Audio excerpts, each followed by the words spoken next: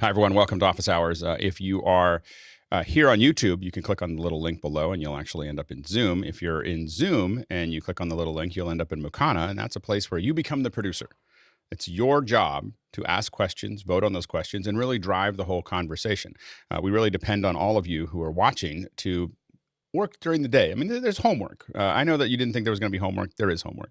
And that homework is for you to, during the day, write down things that it doesn't have to be something that's really stopping you, but something you're curious about. Like, I just don't quite understand how this works or why this works. So write those down somewhere, a piece of paper, notes, wherever you need to. In fact, you can do it in Mukana. In your profile section, you can put it in there and write those down and then bring them in and we'll talk about them. That's how we all learn together. Now, if you think you can answer those questions, then come in a little early. 6:40 a.m. Pacific Standard Time is when we start the mic checks, and you need to be here by then to join us. If you're not sure if you're ready and you want to test your system, you can come in as early as 6 a.m. and we're sitting around talking, but what we're really here to do is help you with your system and setup and everything else. So feel free to raise your hand there, and we'll pick at it. I can promise that we'll be honest. I can't promise that we'll be nice. So we tend to pick pretty hard at each other's systems, and so but we're all there to make each other better. Now, the first hour, of course, is general discussion. Any questions you have around virtual media or media production. If the second hour is usually something that we think we want to spend a little bit more time on. Today, we're going to talk about Dante as it relates to Zoom. And Dante in general. So if you have questions about Dante or how we're using Dante in Zoom, the whole second hour is going to be dedicated to that. Tomorrow, we haven't done this for a while, ruthless reviews. So ruthless reviews are when we all pick heavily, and I have this, so it's going to be really great because I can illustrate my reviews, and we could all do that. So anyway, so we're going to pick at everybody's setup. We're probably going to expand a little bit over the summer. Now, we've got a couple opportunities coming up pretty soon. And so we want to really make sure everybody's got their best foot forward as we get ready for that. And then on Thursday, we've talked a lot about event design over the last couple of weeks, but on Thursday, we're really going to talk about next generation studios. If you're going to build something for the virtual events of the future, what would you need in the studio and how would you build it? And what kind of pieces that we need that are different than normal broadcast studios. And then Friday is kind of a general what's next in technology. So we had a request to kind of think about trends. And so we're just going to have kind of a pie in the sky, not anything specific, but just really talking about what we see coming that might affect us as producers. Saturday is the long day. It's getting longer. So it just keeps on extending out. Pretty soon on Saturday, we'll start at midnight and end at midnight. But we're still in the light version of this, only 8 or 9 hours long. So of course we open the doors. The pre-show still opens at 5. We have the pre-show at 6, the show at 7. Second hour, which is really kind of an hour and a half, is the education, which is a great if you're an educator or interested in education as a general thing. It's an incredible conversation. At 10 o'clock, Nick Justishin's coming in, and we're all working together to learn Unreal until 11:30. Then at noon, 11:30 we'll kind of move over, and at noon we'll start doing cooking together. So we did it in the evening the last time. We had some folks coming in from the UK that were coming in the middle of the night. Folks like Ken and stuff like that. We thought let's move it earlier and see if more people come in from the countries that were in the middle of the night. And hopefully Ken will come back and make some great bread or something else that he did. It was amazing. It looked amazing. I don't know if it tasted amazing. He said it did. So we believe Ken. And then we're going to do that until 1 o'clock. And then at 1 o'clock, we're going to reprise our Raspberry Pi. I really wanted to cook. I don't think we're going to do that this Saturday. And I apologize. I'm a little behind. We'll get the recipe out to you today. I really wanted to do a pie for the cooking because then we could have a pie and then a pie. But we're going to rebuild our Raspberry Pi. So we're going to go back to it starting from scratch. We're not building up. So we're going to build this little pie together and put Playout B on it with Jonas Dittel, and he's going to join us, and we're going to put this all together. It was an incredible experience before. We're going to see if we can, if lightning can strike twice, and we'll see how good it is. So 1 to 3 for that. All right. Bill is not here today. He's got a little work to do, so we're going to hand it off to Guy. Guy, go ahead and take it away. Sure. First one's coming in from Jonas Dattel in Reutlingen, Germany. Has someone used Vingester to convert any web page to an NDI feed? I have not seen it. Anyone else? So I guess it's oh, go ahead, Jeff. We recently came across, so we've did some testing with it, but honestly, it just does still fall back to just the NDI scan converter because of familiarity makes sense. But it does seem interesting. Yeah, it's a So good basically, idea. it's a web browser that's really designed, instead of screen scraping, it's just designed to send that file. It's a really interesting idea. Definitely worth. I'm gonna probably add it to the things that someday I will actually look at between shows and work. All right, let's go to the next question. Next one's coming in from Rupert McRae in Dallas, Texas, also here on the panel. As an Office Hours panelist, would there be any advantage to joining the show with a Zoom room to get a triple monitor experience, or any disadvantages? Yeah, go ahead, Chris. I don't know that triple helps you. But I can't imagine watching Office Hours without having the gallery in one window and the speaker view in the other window. To me, it's much more personal. I think at a personal level, I like watching people laugh when somebody says something, a little weird. You feel more connected to the room. It's kind of like, Alex, you've mentioned that Richard Branson has his meetings in the round, so everybody sees what everybody's doing. And a Zoom room allows you to pin the gallery to one output. You can pin the speaker view to another output, but there's really nothing else to watch. So I don't think it's necessary. And at $50 a month, probably definitely not. Go ahead, Rupert. So for a number of reasons, I'm considering getting a Zoom room anyway. For other reasons, I'm actually planning on having it on a mobile setup so we can move it around the house or to the other offices to do different things with it. The third monitor, I mean, I agree with Chris, 2 monitors is great.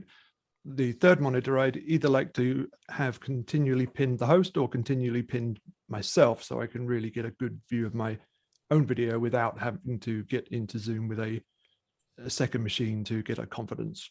I can't argue with that logic. Well, I love seeing myself. Yeah. The thing I'd be tempted to do is have the grid and the or the gallery, as well as the person talking that I can put into a teleprompter, and then I'd be constantly putting out the screen share. So if someone's screen sharing something, it would pop over there. We don't use it that often here, but that's the thing that I would be kind of tempted to do. And it seems like it'd be a really great use for Zoom OSC, because you could just have buttons and push buttons and send someone over to that screen if you just really want a close up. Go ahead, Guy, and then Mickey.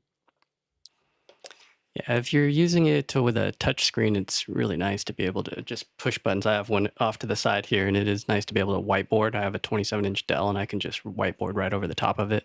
Another thing that it can do if you're using open speakers is it has a pretty advanced noise suppression / echo cancellation feature. So mine, sometimes if I forget to turn the speakers off, will turn on at 2:30 in the morning and say, "This is an echo cancellation test," and it'll start talking and emitting all these tones. So it actually is pretty advanced, and you could run it at the beginning too upon install. So, and there's some other stuff that you can do as far as hardware with Polycom. There's some cool phones and speakers and microphones that you can get in that line.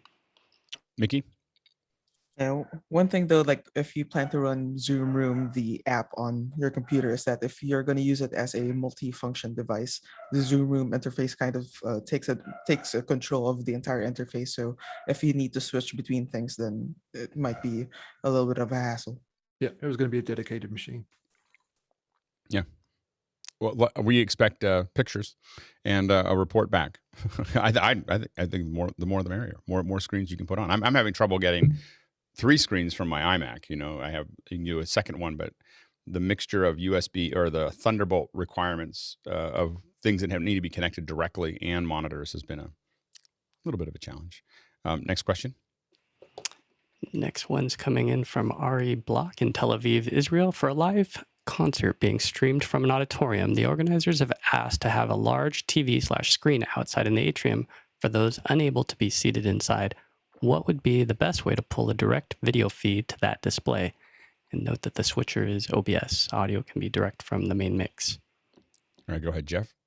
First off, stop using OBS or any software-based switcher. You don't want to do that. If you're what you're doing is iMac, and you're going to be delaying that source going out, it would be much better to use a hardware, even if it's as simple as a straight camera straight to the board or processor that's feeding the board. You don't want to have a lot of overlap, and you're going to need to also work on your audio delay, because most likely they'll be able to hear inside what's happening inside as it is outside, and you want to make sure those are in sync too. Jeffrey and then Chris. So OBS does have multi-viewer, but I think you cannot configure it. Something like Wirecast or Vmix has the ability to do multi-viewer, but you can also say, I only want one screen as opposed to multiple screens. And then you can set it per monitor. So you can actually do a full screen of whatever video going out there. Of course, the sync is going to be the biggest issue, as Jeff said. But that might be a way if they want to watch it in multi-view mode, you could do it that way. Go ahead, Chris. Yeah, I echo, no pun intended, what Jeff was saying, because every time somebody opens the door to the room, it's going to be the delay of the audio is going to be really a drag. Go ahead, Mickey. Yeah, run for the video feed, run SDI or fiber lines for it, and for the audio, let the front of house take care of that, and so because they can dial in the delay properly. Yeah, and I would to what everybody else has said, you want to use this is a place where anytime you're in the same building, you want to use a hardware switcher. You don't want to touch a software switcher for in the building. There's just too much latency in software switchers. So you absolutely want a hardware switcher. And not only that, you want to gen lock it. So this is where you really want to turn up your camera connections and everything else, because you want to do everything you can to reduce the latency that's in the room to make sure that you can get it as close to the audio as possible, because there's just no other way to really delay it fully to make it work. Next question. Next one's coming in from Spike Rogers in Berlin. Zoom on Mac is freezing when capturing multiple monitors via NDI. Access to internet drops on this machine only. A restart fixes it. CPU is fine. Router stats seem fine. Switch is unmanaged. How can I troubleshoot? Go ahead, Rupert. Sorry, he says multi-monitors. I'd be interested to know kind of like how many, and whether that might go back to the problems we were just talking about of how they're connected. Or where those NDI feeds are going, whether it's through that switch. Maybe you're looking at a network throughput problem and the Mac's just panicking. Just check that Zoom's on the latest version, and the same with NDI. NDI is kind of a process of having to go to their website and check, I find. I had a similar problem where a few days ago where my Zoom kept crashing, and a couple of things I did to fix that, hopefully, was I did have a monitor on a USB display link thing, so I ripped that out and got rid of that. And I bypassed my internal network and put my Zoom machine straight into my router. And so hopefully two of those things fixed my problems, which seem kind of similar maybe. Good. Jeff and then Mickey and then Jeffrey. I definitely echo a little bit of what Rupert was saying. First off is make sure that you're not using USB as a display port out. Use actual display port if your Mac has it, or whatever happens to be, but most likely it's going to be Thunderbolt or HDMI. If you're using NDI conversion, then you're definitely dependent on, if you're say using an NDI scan converter type, which would on the Mac would most likely be a Sienna derivative. Definitely make sure you're on the latest version of that, because that will also carry the NDI DLL. That is the version matching up with everything else. So you need to make sure that everybody's in the same ballpark. Mickey and then Jeffrey. Yeah, take a look at how many monitors you're capturing, at what resolution, and at what the frame rate, because you could easily saturate, if you're just on a 1 gigabit network connection, you could easily saturate that, especially if you have multiple computers pulling from that machine and you're not using multicast. Go Jeffrey. And finally, take a look at your Mac, because if you've got a underpowered Mac, you're hitting the minimum requirements for one pull for an NDI into the computer.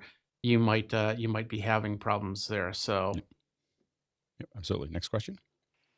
Next one's from David Brady in New York. In Zoom webinar, does the option always send 1080 to attendees have a negative impact if network bandwidth cannot manage it? Or will the client still honor adaptive quality? Note, correction, if the attendees network bandwidth cannot manage it. Always is a big word, and it is. It always sending 1080p means it's always sending 1080p, and it means that the attendees will experience a lower quality. It does not go down to 720p. It may drop into something much lower, but you're getting 720 or 1080, but not that's not part of the stairs. So sending 1080, we've decided here that was worth doing, but it is with great power comes great responsibility. So some of you may see it drop to a much lower resolution. It won't go down to 720. It'll go down to 360 if you can't handle it. So it is an important decision to make. Go ahead, Courtney. If you force 1080p, does it just lower the frame rate to manage your bandwidth? I'm not sure. I've seen it definitely drop to 360. So I think that it's still doing 360 or smaller because of the gallery. So I think that there are two feeds either way. I think it'll first drop frame rate and then drop. It'll first drop frame rate and then it'll drop resolution. That's been our experience so far. Next question.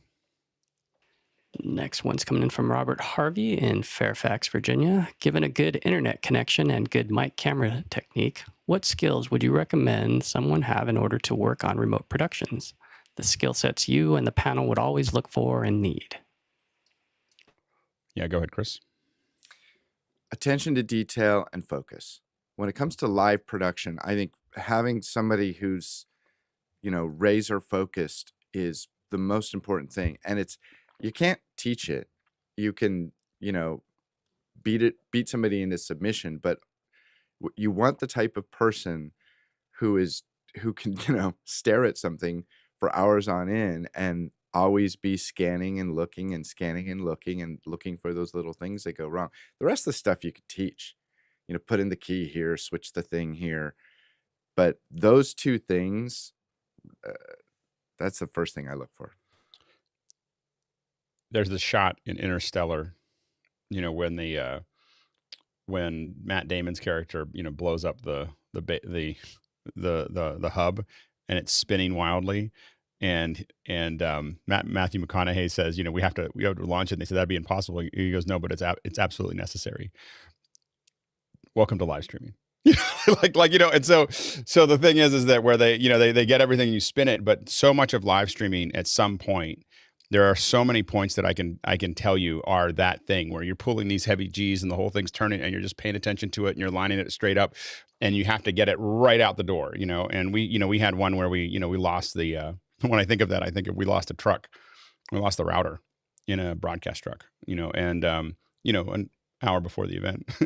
and so there's this whole moving things around and rerouting the entire truck to hard line it into a Sony switcher. So that, and it's just, $7 million project. It wasn't like a little thing we were doing for our friends, and so we're sitting there rerouting it all and getting it all done. And the camera started coming up 20 minutes before the show. We shot the red carpet with an iPhone and then pulled the footage off so we could play it out because the cameras were all Tri-X, so we couldn't get, and there's a whole bunch of people on that team all doing what they had to do to get this done. They weren't going, oh, we're gonna die, they were just like this calm, it is not possible, but it's absolutely necessary approach to things, where there just was this just everybody just keeps on moving, and there are times in those productions where we see people just flip out. Like I had a TD one time just stand up and walk away. Like they just couldn't handle the pressure. Like literally, and I had to sit down and finish the show because they just couldn't handle the back and forth. Or people will say it's too stressful. I can't do this, or this is too hard, or whatever. And the thing is that these live productions, when you're in the middle of them, what you're looking for are people who are ready to do that thing that is necessary. We do everything we can to not make it super stressful or whatever. And then sometimes it's just going to be that way. And you need people who are going to nug through that. And people just, it's when they don't do it, you're not upset. I mean, they're normal, but my live crews are all like that. Like they're all this kind of they'll just keep working things. And you get a sense that they're focused, but not panicked, and it's just a personality to some degree, but it can be trained. My biggest recommendation is to do as many of these events as you can, because a lot of that is just seeing enough of them that you it burns off the synapses a little bit so that you can actually, manage the stress. Go ahead, Roscoe, and then Rupert. Yeah, they're asking about mic and camera techniques, so I assume they're looking for on-air It is, talent. but well, on-camera talent. Either way, like I'm just saying that in general, what I would say is in everything. Like we had one we ran up to. Our producer ran up to tell something to Soledad O'Brien, and she looked at her and just said, "Calm down, honey. We got 30 seconds." like her. I think I've said that before, but it was just, whether you're on air. I mean, the biggest thing is staying calm and being able to manage all those things. If you're talking about on air talent, to Roscoe's perspective, because I look at camera and mic technique as but I see it as working on remote productions. I guess I didn't see it as presenter. But if you are, staying calm and being able to manage lots of data is something that's super important. Go ahead, Rupert. Yeah, so kind of to your point, Alex, I mean, people can have whatever technical skills they need, but I also look at, have they really got the skills of being a good functioning human being? Otherwise you'll find that their technical skills wane or fail under pressure. So do they get enough sleep at night? Do they stop for lunch? Do they look after themselves? Because if they don't do those things, their technical skills tend to crumble. If on the participant point of view, we mentioned some equipment and internet connection. Obviously, don't forget their lighting and sound treatments and so on. Good internet can often mean 2 internet connections, and obviously look after your network in terms of no Wi-Fi. Yeah, it's in the end, the client isn't going to care why it went wrong. It's just going to be your fault. Marty and then Ken. So I don't know if he's talking about, like, I tend to think of remote production as a large crew production and location production as a small crew production. But when you're going on location and you bring in your own gear, like on a small crew, really planning and attention to making sure you have all of the components that you're going to need, like every single wire, every single piece of equipment with backups and contingencies. And then location production has with it certain inherent challenges, like paying attention to background noises and lighting and making sure the microphones are correctly positioned with enough strain relief so that they don't move around during the middle of a shoot. Setting up your equipment in a way that is manageable so that you can reach and operate everything takes a lot of planning. Yeah, and I think that one of the things that's important there is that what you respect on teams is people who think ahead but don't tap you all the time about it. Like they're thinking ahead and they're working on things and they're putting things together that they know that you're going to need. But it's really hard because they also can't, if they keep on coming back to you with things that you're not dealing with yet or ready to deal with yet, they can prepare for it. But if they keep on asking you about it, it just becomes something else the producer has to manage. Go ahead, Ken. I think the discipline of actually coming onto this show or the pre-show would be a good practice, and actually, so you're planning, the show's coming at this time. For me, I know that, mic's not working now. Oh, I have to unplug or replug that. You just get into a good discipline of understanding your technique. And also we can, the panel here is really good at reviewing you and just seeing, okay, yes, that's working well or not. But I think actually practicing every day or coming onto a show like this every day is a very good practice and technique for you getting good at when you actually do go live. It's also how you get to know people. Like, when you're active on Discord and then active in the panel, I mean, people become like, there's definitely people online in Discord and other things that aren't in here that I feel like I'm starting to get to know, but the people that I really feel like I know from our community are the ones that show up on the panel. And I think that all of us, for everyone watching and for everyone that's here, that's how and a lot of it is getting to know people is going to be a big part of it. It's not going to just be your skill set. Mickey and then Edwin and then Courtney. Yeah, just kind of to build on what the Ken was mentioning.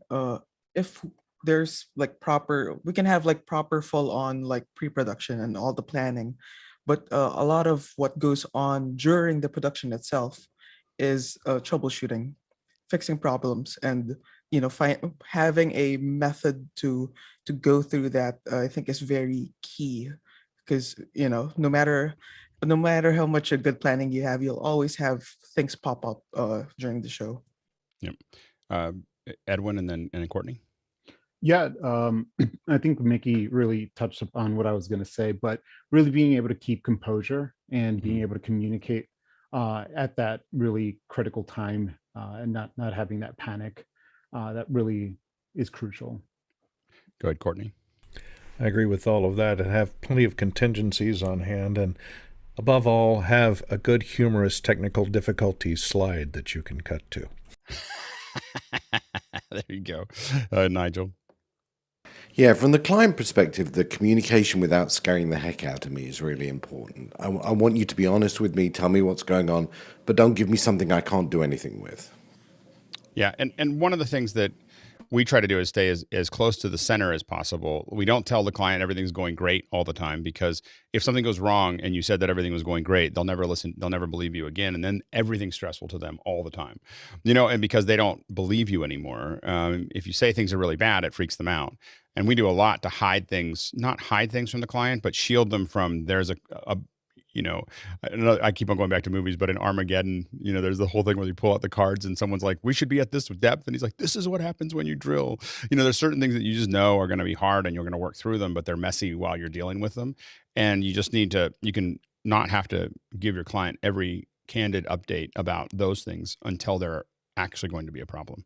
Next question.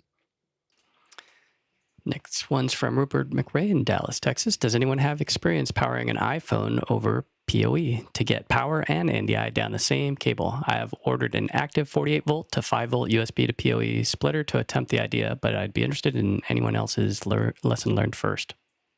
Go ahead, JJ. So Power BX in California, they sell these. It's part of a all-in-one. Sorry, it's a contained unit. I've got the link inside of Mukana, and that's attaches to this. And so that's how they build Zoom room controllers. The Zoom room, it's all inside of an enclosure. And Power BX is the company here, and I've installed thousands of these, and they work great. It's great. So you're getting right. So just a USB, and it works perfectly with the phone. It's PoE, it's USB, and it's also and got will the it, HDMI. and will the phone, and so the phone will get data out of that as well as power.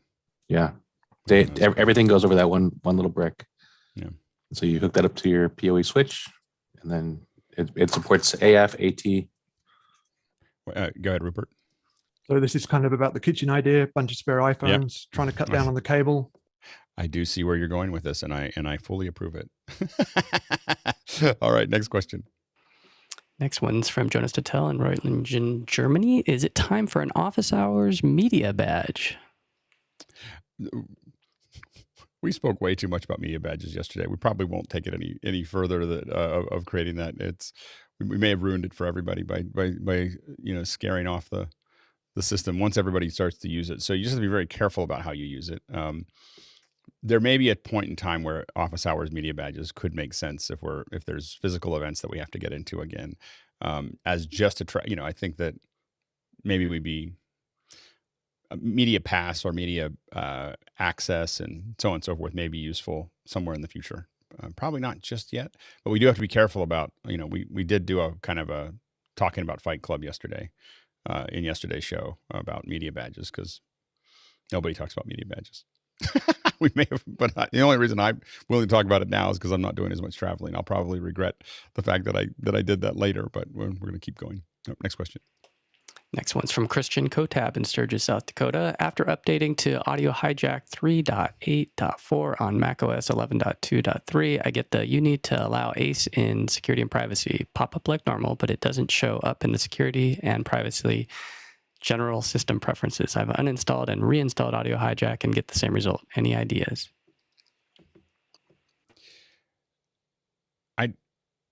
It seems like there in privacy and security there is it may not show up as the automatic tab, but it may show up in the tabs under that. And I don't know whether you're going just to the front tab or whether you're actually digging into the privacy tabs to make that work. But I'm not 100% certain. Anyone else? Usually it shows up.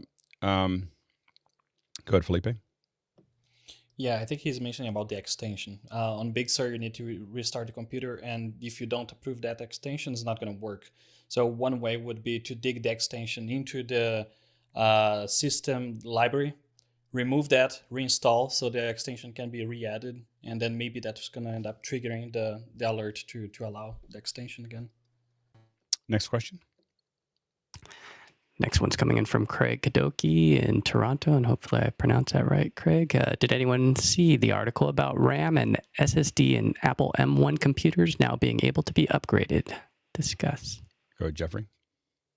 Yeah, we need to really do that second hour on soldering, because that's what this is going to be all about, is unsoldering the one module and then putting in another module. And that's what a group from China actually did. And that's what they're talking about. There's a whole bunch of Apple users that are like, that is not something that we're going to do ever. Like, go ahead, Charles, and then Mickey.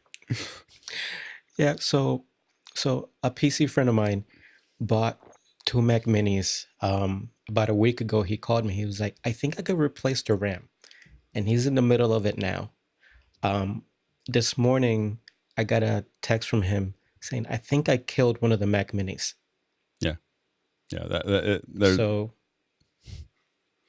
Yeah, this is like early on in a new kind of surgery where you're going to lose a lot of patients, and you got to decide whether you've got the money to lose that, because I can pretty much guarantee you're going to avoid the warranty. This is not going to be the one that you're going to get through. Go ahead, Mickey. Yeah, these RAM and memory chips would be most likely be soldered on with a ball grid array. So you'll need to have like little thin metal stencils, put in solder paste. And I don't know if it's worth it. Yeah. No, next question. Next one's from our friend Chirig Chirita in Dallas, Texas, looking to stream a sports event to the cloud. It's Cricket, and looking to ingest 3 to 4 cameras from the venue back to AWS Vmix Cloud. Any suggestions on a device to keep them all in sync and under $1,000? And then Jeff's knees are cut right off. I saw that. I saw the hand up, and then I saw the hand go down. I was reading ahead. I was like, I know exactly what's going to happen right now. Jeff's going to raise his hand, and he's going to put it down. So it does not exist. It does not exist. Period. Yeah, I mean, I think that probably what I would do is it will be close to sync. But what I would do is make sure that wherever you're going to see sound, like the close up on the pitch. Forgive me if I don't have all the right terms, but that area probably is your main camera for sound, and then you would have wider shots would probably not be something you'd want to show the actual strike, and so on and so forth. Go ahead, Guy. Yeah, one idea I've been toying with, I haven't had a chance to try it out yet, though, is to take a 4K, quad split it, put camera 1, camera 2, camera 3, camera 4, send them all up over SRT. That way they arrive in sync, and then use Vmix to extract 1, 2, and 3, and 4, just as a go ahead, Jeff. I have done that, Guy, and it was somewhat successful. You just have to be real careful, because you actually really absolutely have to have a true 4K signal, because and a high bit rate. So you need a very good internet connection at that point.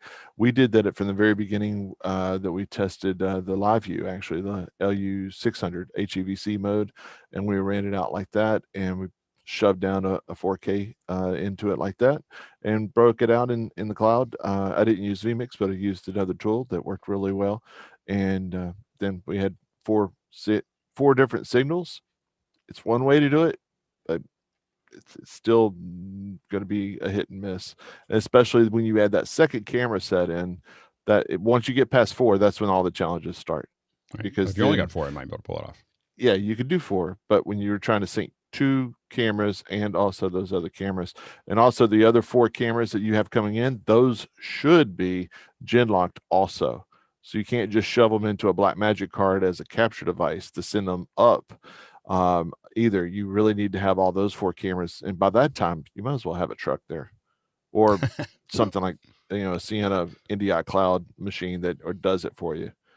Yeah. Well, if you're trying to get under $1,000 and you're doing a cricket match, it might be it may not be need for a truck just yet, but we'll see. We expect a report on how that works. I have some hardware that's coming in that I'm going to hopefully test something similar to. Next question. Next one's coming in from Nathan Nicholson in Wake Forest, North Carolina, about to use an ATEM Mini ISO for the first time to switch and record cameras. Are there any tips or tricks that the panel can share to make sure we have success with both the recording and the switching? Yeah, go ahead, Roscoe. Make sure you're using like a T5 drive or an SSD drive. I just find that you can hook up spinning drives, you can hook up, but just stick with what's kind of a known recording device. I think you'll be happier. Next question. Next one's coming in from Sky Gleason. Alex, on April 17th, cooking together, can I ask if someone would want to help with their AV support the... Let's see, sorry. If someone would want to help with their AV support... To support the chef that's on the other end. Yeah, so the...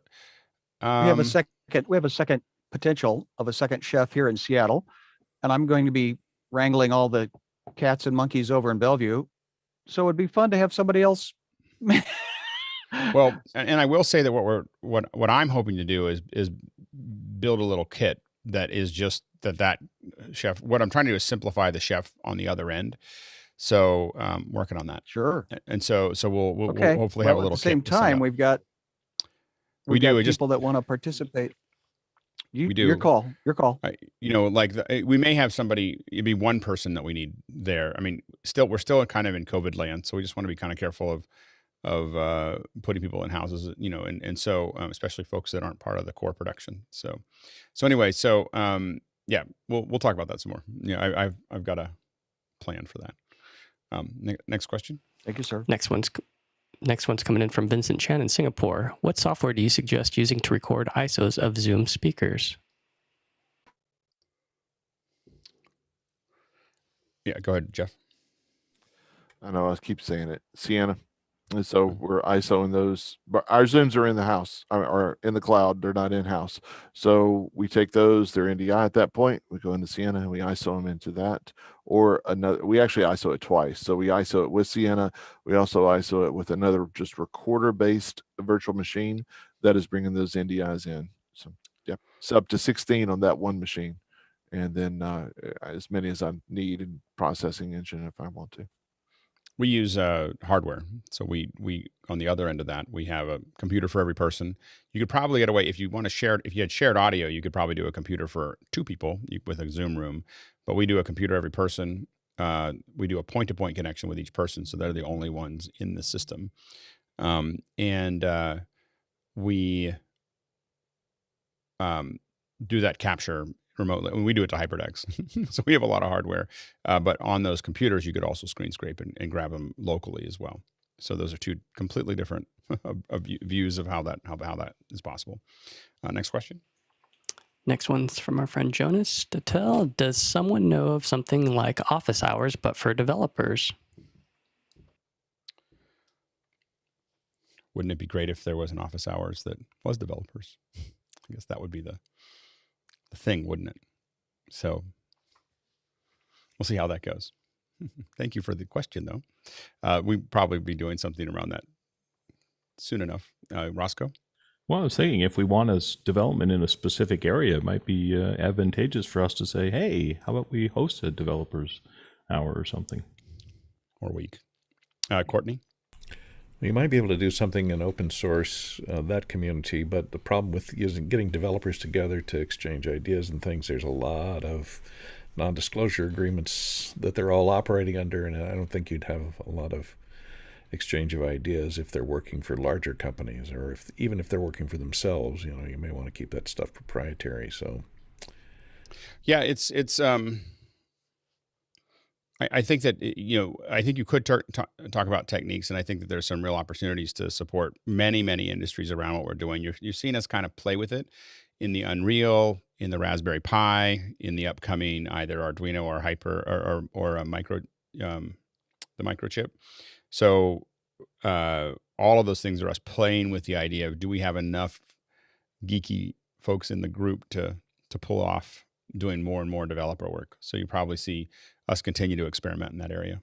I think the easiest way to Courtney's perspective would be to probably produce at least something at the beginning that's really for folks getting started who don't have a bunch of proprietary stuff that they're trying to hide, and get a handful of people to help guide them, through that, whether it's learning Raspberry Pi as we did, or Swift, or other things like that, is probably the thing we'd probably lean towards, because there'll be a lot more people working together on figuring it all out, and it'll take them a little time. Now, once they get up to speed, then we'll have to figure that out again.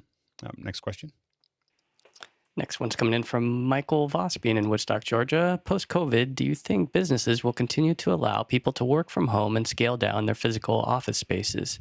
And though many are enjoying working from home, aren't they setting themselves up for being replaced by workers from less expensive labor markets? Go ahead, Nigel. Yeah, my advice to anyone working from home is make sure with you and your boss, you're really clear what your objectives and deliverables are. Because if that's really clear and understood, you're much safer. Mm-hmm. Go ahead, Rupert. So I don't think this is even post-COVID, and I don't even think I know this is already happening. Companies are coming up with these policies of some kind of hybrid, one day in the office, whatever, some kind of combination there. It's already happening. Companies are already trying to negotiate their way out of leases, selling off equipment. So it's already happening. In terms of other labor markets, I don't know about cheaper labor markets, but employers now have the reach nationally for talent. They can employ anybody from anywhere. And I heard about a recruitment team recently. The recruiters who are searching nationally are having far more success in finding talent than the people trying to find local people to come to an office. Yeah, Charles? Yeah, so in the post-production VFX and design animation world, we've been using talent from all over the world for years. So for us, it's sort of like the same thing. And even if we hire you, I don't really care if you really know English that much. But if you can do the thing that we need you to do, we will pay you the rates that we would get, because we want everybody to be on the same playing field. And it's not that you should be comparing yourself to the people that are in your office. If you're doing anything, you should be comparing yourself to the top people in that field. That should be the thing that you are shooting for, because if not, then you will be replaced sooner or later. Yeah. JJ? As the husband of a tax accountant, I would say that hiring nationally is a lot easier. And I hope that if education can meet the need that we have here in this nation to hire up, that hopefully that would bring up this scale, not just short term, but a long term vision for making things easier for everyone, everywhere. And if we could be leaders in that, that'd be super. And we have the ability to create an infrastructure that would allow that. Good, Courtney.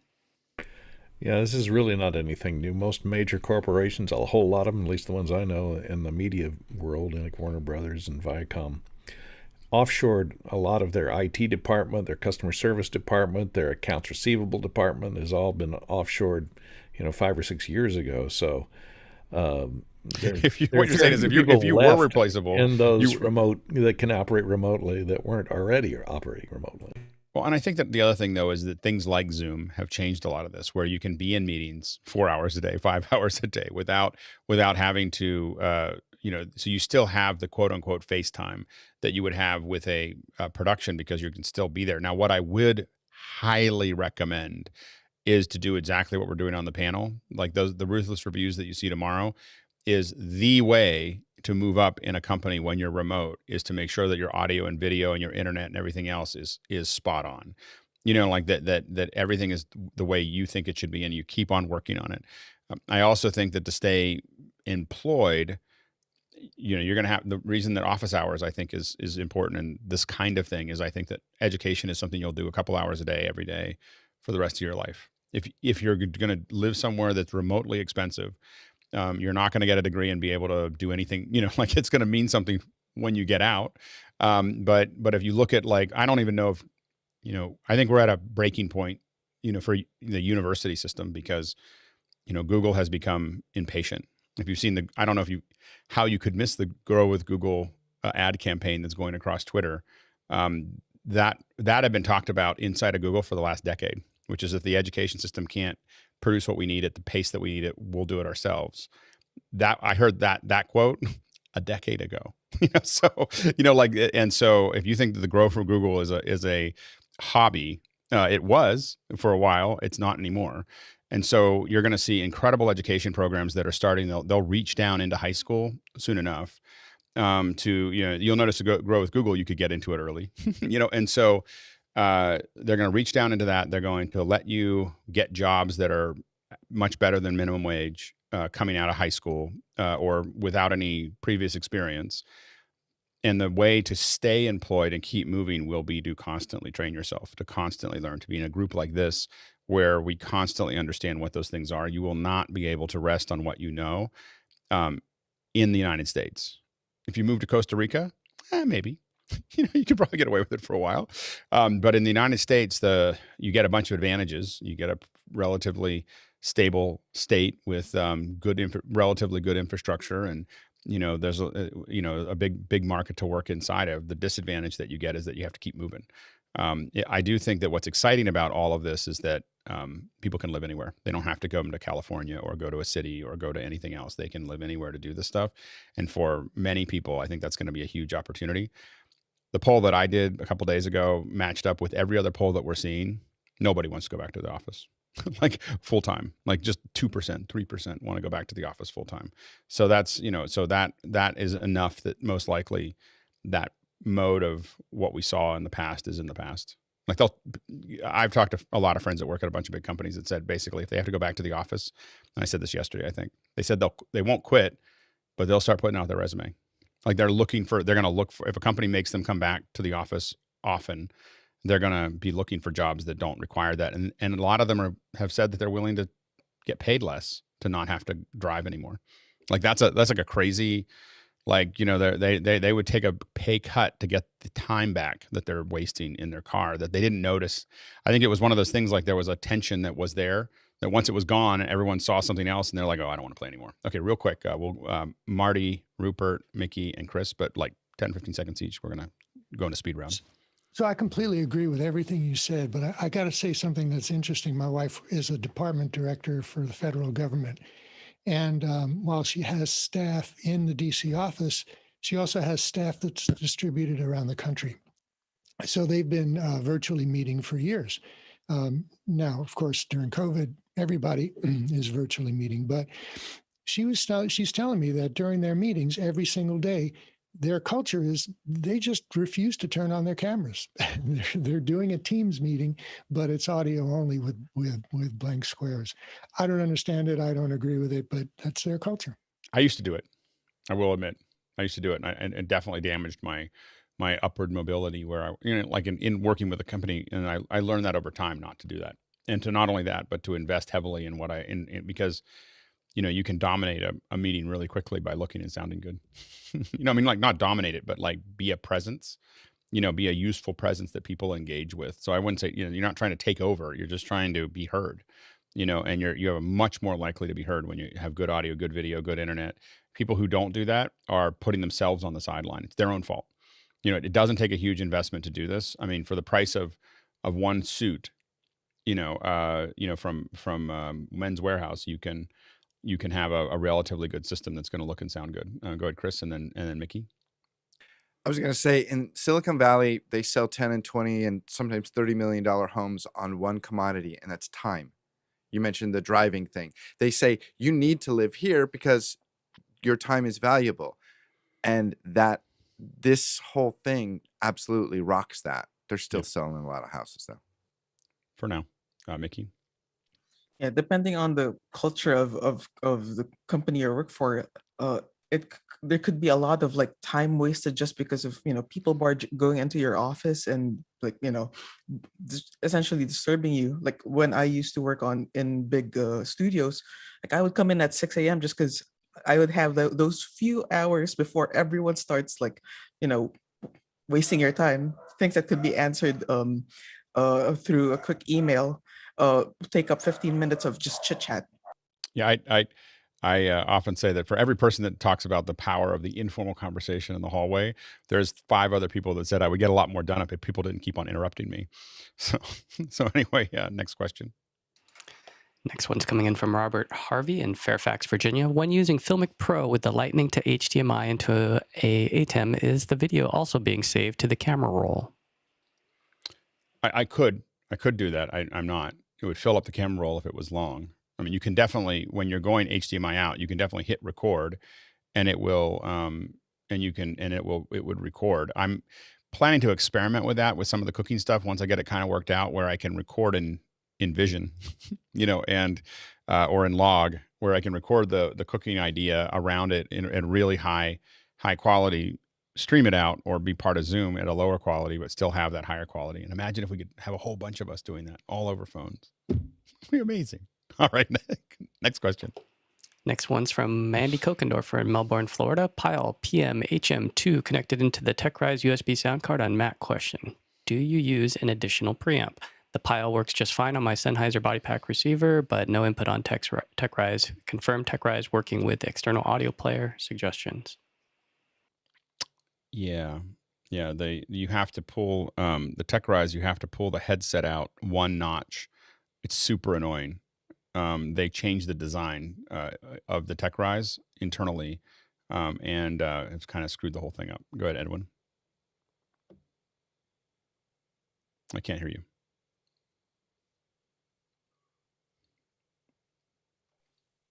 So I asked this question, a similar question to this a few weeks ago, and I have a solution, which was modifying it. So I'll just do this.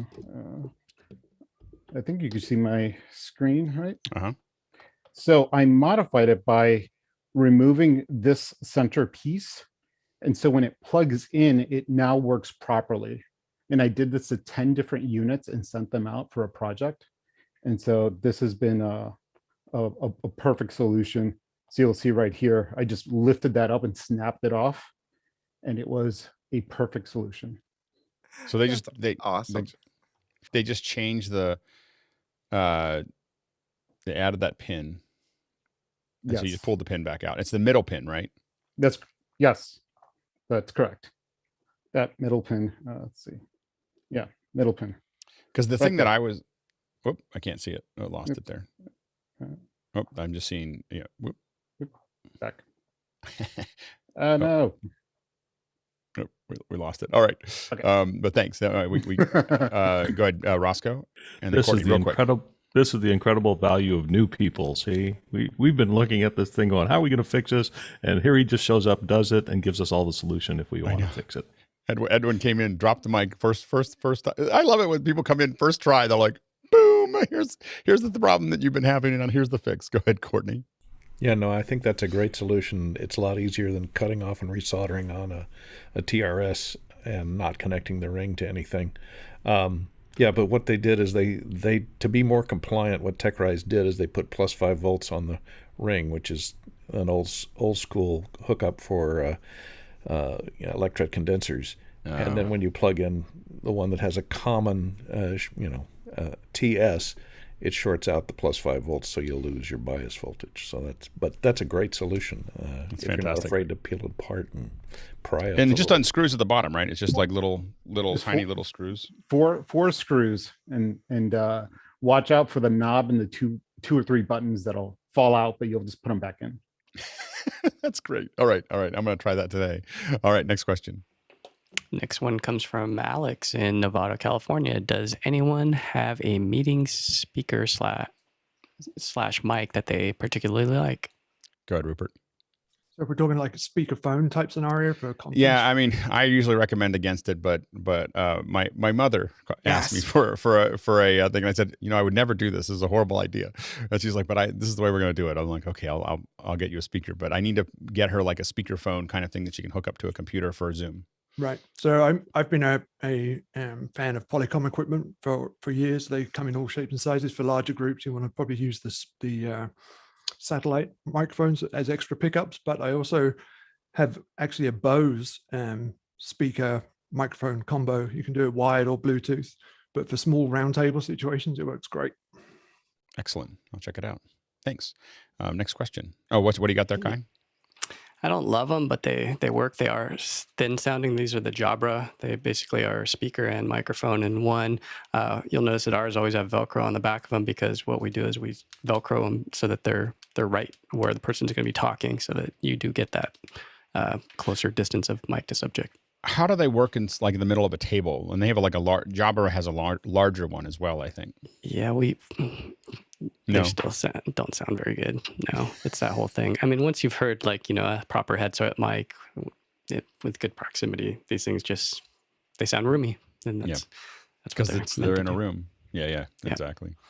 I do think that there's going to be I see a future of conference rooms in this world that are heavily baffled and not so hard at, like all those whiteboards and, everything else around them. Maybe a couple of them there, but on one side, I can definitely see. We always would go in and put a bunch of moving blankets on one side of the conference room, and it would suddenly sound really good.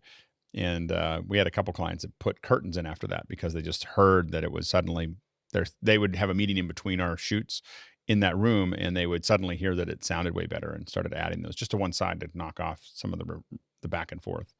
Next question. Next one's from Talaluk in New York. Have any of you on the panel had heat issues with the ATEM Mini line? If so, what have you used to mitigate the problem? 3D printing, gaff tape, and a ruler as a spacer? Other brilliant thoughts? Go ahead, Ken, and then Jeffrey. Yeah, excuse all my sound deadening, but there's a stand which you can adjust, and it has a cooling fan under it, USB powered. And you can adjust it to any height. And you see, this one fits my the ATEM Extreme, and it's $30. I'll put a link to it in Makana. Much cheaper than wasting $80 odd on 3D printing plastic, I think. Go ahead, Jeffrey, and then Mickey. When I first got my ISO, I clocked the heat at about 30 degrees Fahrenheit hotter than what they were saying was the prime operating temperature. Since then, they've done some updates. So my suggestion is make sure you're on the latest version of the firmware of the Mini, and you should be good to go. I now can touch the bottom of my Mini and not have a problem. Go ahead, Courtney and Mickey, pretty quick. We're running out of time. Yeah, way back in the early office hours, I designed these little feet for the ATEM Mini. They'll just poke in the bottom, no screws or anything required. You can probably find the 3D files somewhere in Discord. And the other thing is to turn down the brightness on the backlights of the buttons, and that set it at about 50%, and that eliminates a whole lot of heat that builds up inside. Go ahead, Mickey. Yeah, there's another 3D printed project which I forgot who developed this early in the office hours. Yeah, Paul Shadwell. If you go up to is it Thingiverse? Thingiverse has Thingiverse, yeah. And did Guy were able to get those mass produced? I think you were trying to get that done before. Yeah, we have them on our site. We didn't wind up mass producing them. We just have an individual printing them, which seems to take a long time, but we get them. They're in stock. So yeah, we sell a lot of them. And how much are they? I believe they're 29. Let's see. Aaron Parecki just came out with one that's going bananas. It's a whole stand with the monitor and everything. That one is 29 or 39, and then you can get it all rigged out where it can hold a monitor too. That thing's like 129, and then I think just the feet are 19, or just the stand, the bare stand's 19.99. Go ahead, Rupert. Just a couple of previous answers from previous shows that came to mind is to not keep your frame rates higher than they need to be, so it's not processing more than it needs to, and also that you can use those little cheap doorstop wedges just to bring it up a few degrees and let some air come underneath.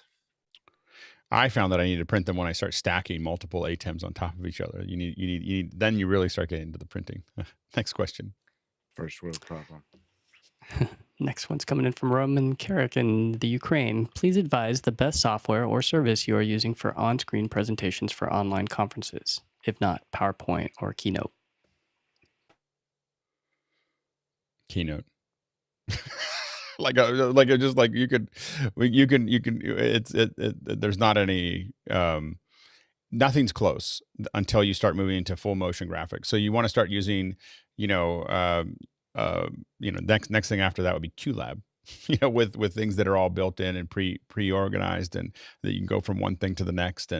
But as far as in my opinion, as far as a presentation tool, we use these in corporate presentation for so long that it's very hard to get close to Keynote's capability. And that, and it has to do with anti-aliasing on the edges. It has to do with the way it organizes the fonts, the way it automatically snaps, the way it's all these weird little things that Keynote does that your slides just look better. Like they really do look better. And I can usually tell if someone has a Keynote slide versus something else just because of weird things like PowerPoint doesn't, or at least it hasn't in a long time, anti-alias the text as well. Like it's little things like that. So best one would be Keynote in my opinion, but I don't have any other. I just haven't used anything else for a long time, like a decade. So I might not be the best person. But everybody, like when you go behind scenes of presentations, what you see are Macs with Keynote. And the only time you don't see that is at Microsoft and Google. So, and you used to. Next question. Next one's coming in from Nathan Nicholson in Wake Forest, North Carolina. When building signal flow diagrams, do you include monitors on the diagram or not? Settle its debate for me. I absolutely do. I mean, it's a box that says monitor, like 24-inch monitor Dell. It's not like I put a monitor on there, but I absolutely show where all my signal flows are going. Go ahead, Jeff. Yeah, the only thing that doesn't go on a technical drawing is basically your password to access said technical drawing. Everything goes on the drawing. And what works really well for me is layering. So I layer the technical drawings so that I have, I'll have power, video, data, audio, all those things. So the same equipment that might have multiple things going into it can be connected, and I can stack them all up and see what's there. So that's another way to kind of think about that. But absolutely put anything that's going to connect to, because the reason that the technical drawing is so powerful, it's not so that, there's a bunch of reasons to do it, but a couple things, like if you're using a router, technical drawings are super powerful because you don't have to think while you're routing. You figure it all out on paper, and then you're just looking at this one goes into this one, and this one goes into this one, and then you just program the whole thing, and you make it all work. But the other thing that we do is the technical drawing is not something we just print. It is a live document. When we move a cable in the system, we move it in the document so that we remember where all those things were. And when we finish the show, we save that as the as-built of this is what as a version. So we can say this is what we actually did the show with, as opposed to this is what we thought we would do the show with when we showed up. Go ahead, Roscoe and Mickey. Yeah, I even think it's more critical when you're dealing with HDMI type signals or cheaper gear, because there is no pass through, and you need to know that wire that's going to that thing is a dead end. Yeah, Mickey. Yeah, specifically with computer monitors on computers with multiple video outputs. If you're using, like, say, something like a Zoom room and you're screen scraping, or you're getting the HDMI out and feeding that into a switcher, if you have screens preset, things might not work out how you're expecting it to be if you reset that machine on site. All right, we're shifting gears to Dante and Zoom. So we're now, again, if you want to ask general questions about Dante, that's fine too. We're going to talk a little bit about how we work with Dante and Zoom. Other people can definitely contribute to that. How you're doing it. Our system is constantly changing. So my current document will be where we are right now. If we do this in a month, we'll probably be different because we're constantly evolving. How we do it. The overview is that we've really found that Dante, while I tend to be kind of back and forth about video, audio over IP has been something that I was the same way about audio. I will say, to be fair, I didn't like Dante for a while either, because I was like, I just want the analog. And we kept on having clocking issues with cards, and every time it broke, I was just like, okay, this is stupid. I don't want to. let's go back to what we were doing before. And so I tend to be very difficult about those things because I'm just mostly worried about stability. And so if something surprises me, I don't want to play anymore. So anyway, we did finally get Dante working in our office in Washington, D.C. And then it just became how we did everything. And then all of our shows and even our comms, everything started to become something that we merged through Dante. And I'm just going to keep talking until people start raising their hand or we start going to questions. But I'll give you a quick intro to how we do it in the office, and then we'll jump on and you can ask questions about what we're doing in the office. It'd be great if Tucker and Brian were here. Unfortunately, we didn't get them in today. because they're the ones that really know how we do this. This is my interpretation of how we do it in the office. So what we have are, we have a series of machines. These are our Zoom machines, right? And these are Dells that are i7s that Jeff told me what to buy, and I bought it. I don't know what they were. we emailed Jeff and said, "What did I Dell buy?" 3930s. 3930s. Yeah. 3930, and it's most likely an i9, actually, not an i7. I think we did i7s. There was a long discussion about. I thought i9. Somebody else thought i5, and we went to i7. So anyway, they work fine. So what we do from the audio perspective is that in these Zoom, we have DVS, so the Dante virtual sound card. So there's nothing to put in there. We have lots of video going out. We're just talking about the audio right now. So it connects via Dante to for us, it's a QL1. So this is a Yamaha. And so everything goes in here. Now the QL1 does all the mix minus. So basically we're doing what Zoom did, but we're doing it inside of the mixer. And the reason that we do that is that we now have individual feeds from each one of these pieces. So every person's mic, there's no shared mics, there's no anything else. It all goes into here. We can now add EQ, we can add muting, we can pot them up and down, and then what we basically send back is their mix minus. Now we don't send it directly back. The reason for that is that we also we want to add talkback to it. So we have now what we used to have was a ClearCom. What we have now is a BSS 806, and this was actually when you talk about, like, a lot of people talk about how Office Hours has affected them. This is how Office Hours has affected me. So we have the machines that someone in Office Hours recommended, and then we have a box that manages the audio that Tucker recommended. So I'm learning from all of you at the same time. So I'm absorbing what everyone here is doing. So and the QL1 is run by, well, Brian. He was here before Office Hours. Anyway, so basically what the BSS 806 does is it allows us to. It is like a nodal compositor for audio. So we can add effects, we can remix things, we can reroute things, etc. And so the QL1 takes those mix minuses, and they all go out to the 806. This allows us to, and actually they go out, and we may be actually now building the mix minus in the 806. We could do it in either place. But the point is the QL1 goes out. Now we also have Unity. We have a Unity box, and it is going into the 806 using Unity Connect. And so it goes in here. So what happens here in the 806, and this is all over Dante. So all of this stuff, all this routing, there's just Ethernet cables between these, couple Ethernet cables, not a whole bunch of wires and everything else, just a few Ethernet cables, and all this happens. The combined signal that goes out of the 806 goes back into the Zoom. So each Zoom gets its own. Now what it's getting are two things. It's getting, obviously, the mix minus from the show, but it's also getting, it can also be getting program, for instance, or I'm sorry, playback, because playback is happening oftentimes in our office. We're playing back a video to a live stream from our office. We have to send that audio back to everyone so they can hear it.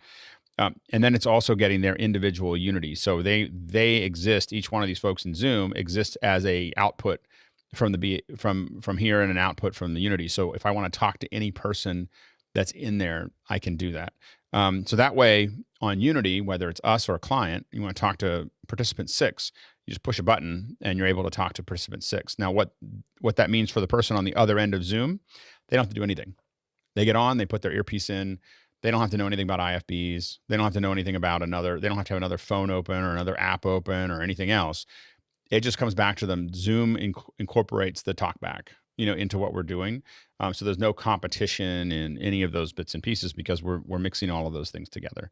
And so this is what allows us to build, and we've been doing some version of this. Again, we were doing it with ClearCom before. We're now doing it with the BSS, the 806, which is pretty flexible, about as more flexible than we even know what to do with, to be honest. And it allows us to have that direct, back to every person, allows us to have the individual audio controls that we need. Go ahead, Courtney. I'm not familiar with the QL1. Is that limited? The problem I usually run into is the limited number of aux sends that you have on hardware mixers. Is that virtual channels that you have on that QL1 that you can just keep adding up to the limit of Dante's channel carrying limits for there the is a aux limit ends? there is a limit to the QL1 for what we're doing. I mean, there's not an unlimited number of virtual aux sends. There is the 806, I think, has even a much more headroom as So far you as go that 48 goes. channels or something. I think it goes. I think the 806 might go to 128. I think it's either 64 or 128. Because it doesn't really care. The 806 has inputs and outputs, and it doesn't really, it doesn't have auxes and programs. It just has, I go from here to here. Internally, algorithm. Yeah. And so the QL1, I think, is something like 62 channels or something like that total. Now it has 64, and then it has 16 mixes, 16 mix buses. So that's effectively your limit, is you have 16 possible mix minuses at that point. Yeah. And so, and theoretically we could, again, do the mix minuses if we wanted to. Most likely the 806 could probably do all of that, and we could apply controllers to it and everything else. I'm not at this point. I mean, the QL1 is great, and we can remote it. There's been a thought process in my head of whether we could just do the whole thing in the 806.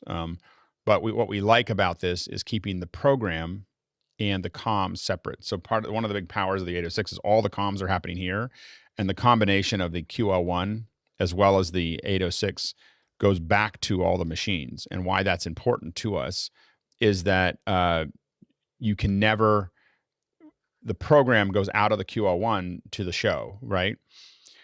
Because all the comms are done in the 806, there's no way for someone to talk into the program. This is what we worry about. Anytime you get your comms anywhere near your program feed, the only thing you think about is, because we've done it. We do it with X32s with smaller shows, and we use Studio Technologies for those.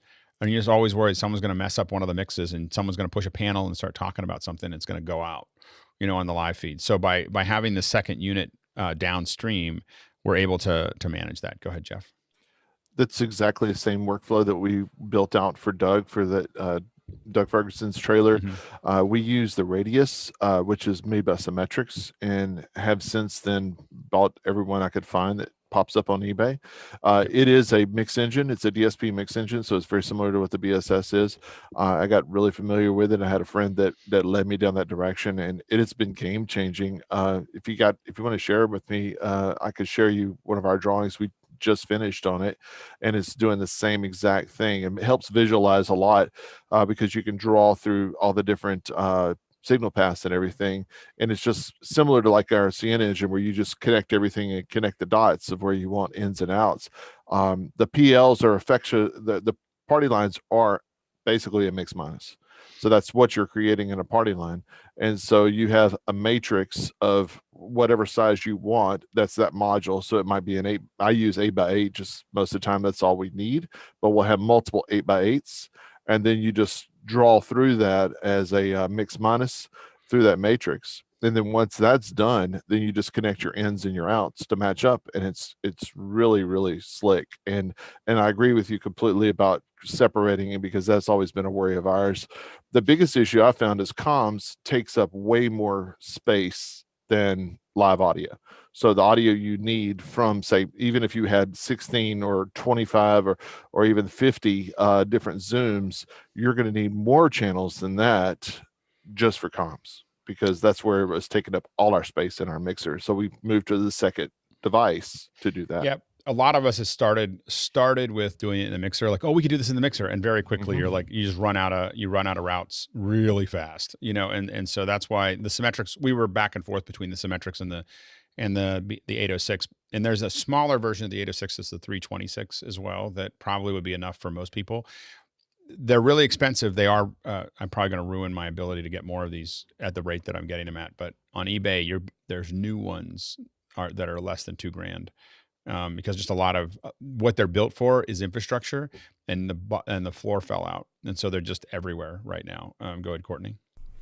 Well, one question: those Dell workstations you have with the i9s, and it seemed a bit of overkill for individual Zoom channels. Did you try the B-Link as that sitting here in place of those, and did it have enough it's sitting here. horsepower I have to do some frame rate tests on it. So when we bought those, we were working on a very, very high profile group of events, about 150 events that were last year that were very high profile. And part of why I when we bought them with the intention to run Vmix on them. So we weren't buying them. We were expecting running to use Vmix. Definitely, it's a good platform for that. Yeah. So I'm not saying that they very well could be big overkill for what we're doing. The reason that we bought them was because we had planned to use Vmix Call, and within literally a couple days of testing, we decided not to. And so that was we just immediately, because what I wanted to be able to do is have every machine have its own Vmix license and be able to build a custom return signal back to everybody. And I had this whole idea of how to make that work, and we just didn't find that the call quality was high enough for us to do that. And we had some issues with networks, remote networks, and so on and so forth, all the things you have with WebRTC. And so we backed away from it into Zoom, but I ended up with all the machines. I also had a concern with this gets into like high-end event production, is that a lot of what you do is protecting the rear troops, and so when you pick a certain kind of hardware, you're not just picking it because of its effectiveness. You're picking it for, can you explain it to the client? If something goes horribly wrong, you want it to be you want everything to look like overkill. Like, we did everything we could possibly do to make it work. We did all these other things. And so it's, what we look at is the liability of using a small PC when we, for that, when we can budget for a larger one. This gets into, more of corporate politics than actual hardware, of trying to explain it. And I didn't know about the B-Link when Courtney hadn't released the B-Link to all of us in the knowledge base when I was buying it. I probably would have tested it heavily and made a decision about that. Well, you can fit about 4 of them into the rack space of one of those Dells, or it's 6 of them probably. Well, and again, I right now I'm trying to keep myself from jumping into too many tests, because I'm slowly trying to get this rig all built up that I'm putting in. And so once I do that, the B-Link is sitting right over there. It's just waiting to be pushed a little harder and do frame rate tests and everything else. So right now, what happens is the B-Link gets pushed into Unity comms often. Like, that's what I'm using it for at the moment. Is it works great for that. When you say this rig, is that what you mean by you're going to do a teardown? You're going to do the definition of this rig? Yeah, I'll do it once it's finished. Copy that. It's still, there's wires everywhere, and I keep on changing things. And right now but I've got like 5 monitors here, and I've got 6 monitors, and I'll have more. And then there's touch screens, and then there's I keep on adding to it. It's what I do when I'm in conference calls. Do you blow at night when you sleep? You just radiate? A little bit, Rupert. So in terms of like being over-equipped or over-specified, I often use the fire department analogy. A couple of houses up here had a small house fire a couple of weeks ago. The fire department sent everything, trucks, equipment, people, just threw everything at it. It had ambulances standing by, and then got it under control, and they all stood down. I mean, it's like in most events when we used to go to physical events, my equipment looked better than everybody else's equipment. And because if anything went wrong, I was way far away from the front of the bus. Because everybody else has all this ratty equipment that all's beat up that they rented, and it's all hanging out, and it's got all this stuff, and mine looks pristine all the time. And I would be really upset with people if they even scratched the equipment. It was like a big deal. Like, everything worked. If there was a monitor that wasn't working, like a little display that wasn't working, we'd pull it out and put a new one in, or get it fixed or whatever. We wouldn't have anything that didn't look really shiny, because it kept me away from the front of the bus. Go ahead, Marty. It's a different conversation. Going back to your diagram and your application, I also use the Symmetrics processor, been using them for years, but Biamp also has some really good processors, and they can actually pass video as well as audio, which is an interesting prospect. You were talking about maybe doing all of the comms within the processor. Yeah, you could take your direct. Well, I've been wondering whether I could do the whole show inside the processor. I mean, that's possible. It's definitely Yeah, you could if you went direct outs, from your computers or from the input of the mixer, or if you're using a Dante capable stage box like the Rio, for instance, tap off of that, go into your processor, do your comms matrix, and send back program audio from each of the sources, and comms separately. You could do that. But something interesting came over my email this morning. A new thing from Audinate.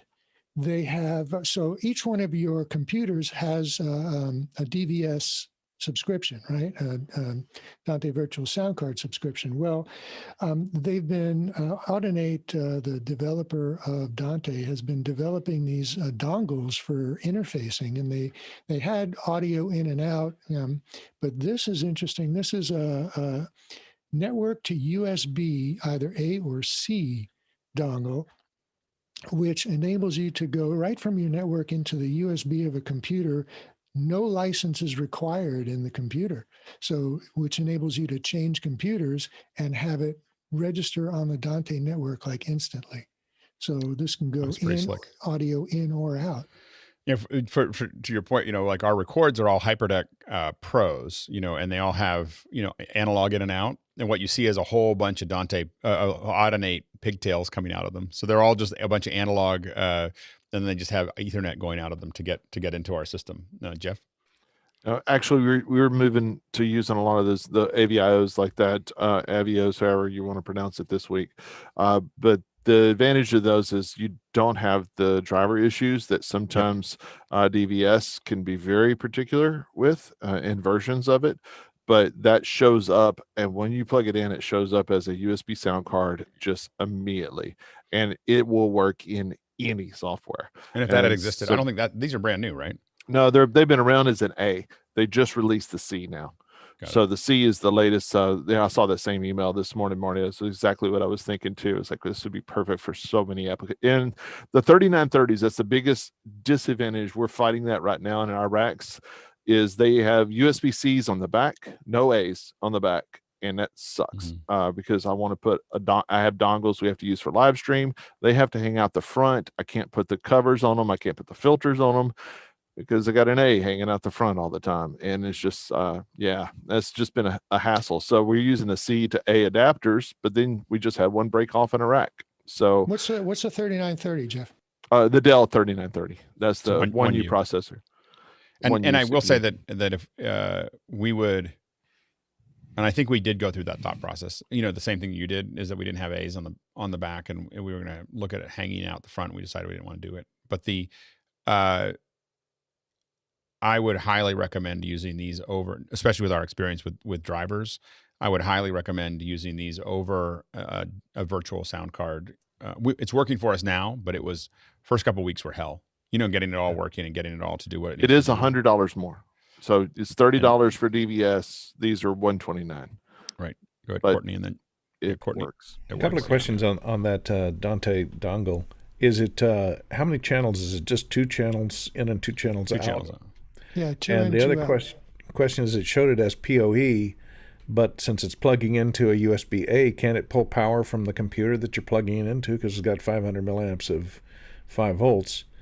Why would it need PoE? I think the Bluetooth one was the one that's PoE powered, or it's more particular that it be PoE. Go ahead, Jesse. Sorry. So yeah, I was just going to mention that USB dongle is just a couple of channels. So if you needed to multi-track something from a Dante network, you couldn't really do that. And also, just to the point about using a DSP processor only instead of like a mixer, in Alex's setup and in other setups, when you're changing what you need to pull as far as the ISO, or if the configuration changes for each show, it's easier on a mixer that has hands-on control to sort of pull a Dante patch from one place to another, I would say. And then also dialing in the remote talents, sound quality, EQ, and compression and things like that as needed is just faster on a mixer with controls on it rather than something like a BSS. And you can externalize some of those controls too. So you can attach pots to, there's external controls that you can attach to the BSS. And the other thing is that the other thing that's kind of cool though is that you can have lots of presets. So one of the things that it has is the ability to design an interface for it. So where I got Tucker was talking about it, and I was like, oh, that's kind of cool, and I'm thinking about it. And then I was at a surround studio, and they switch from IMAX to 5.1 to 7.1. They've got a little screen, and they just tap on it, and it just changes literally the whole building. Just changes as they tap on those buttons. And so being able to change entire states is something that, with just tapping on a button that you can design inside their software is something that I find fascinating. Marty? Yeah, they are highly customizable in terms of control interfaces. You can do a dedicated touchscreen panel, you can do a hardware panel, but you can also do a web interface that you can highly customize and make it do whatever you want. In addition to presets, you could do faders. And I think that I researched it. I haven't. It works in my head. I don't know where I got it, but I've been thinking about the idea of using Universe with it, so that I can design a front end in Universe any way I want it to look, and be able to be reactive and change it and so on and so forth. I've got a lot of speakers in my house, and so the organizing them all. And one of the things that I'm interested in the BSS specifically is because it has a blue network, which is like Dante network, but just for their hardware. So you can have all of your routing between all the different that group of things, like your amps and everything else, all be going through Blue, and you're not using up any channels on Dante. So there's a bunch of interactions there that are pretty interesting. Next question.